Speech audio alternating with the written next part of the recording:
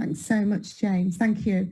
Okay, we're going to move to the second question, and this is with regard to industrial action and casualised members.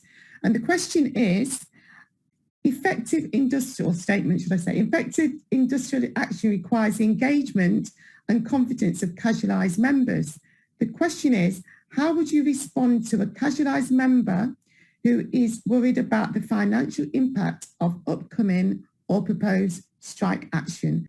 Thank you very much, Chair. And yeah, in addition to the good points there made by the other two candidates, I think what I'd like to say is casualised members are not victims, passive victims in our union.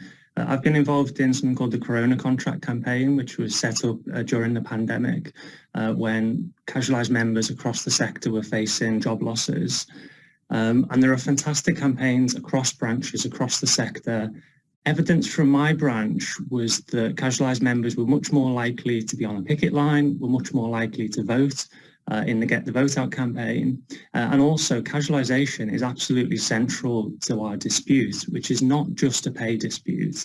It also includes crucial demands on minimum contract lengths, ending 0 hours contracts, making sure members are paid for the preparation time that they should be owed, and so on.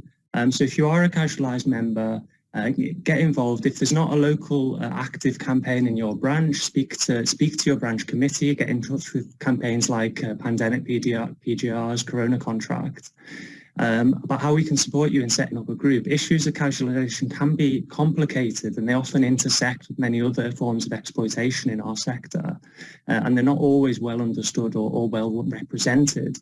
So organisation is crucial.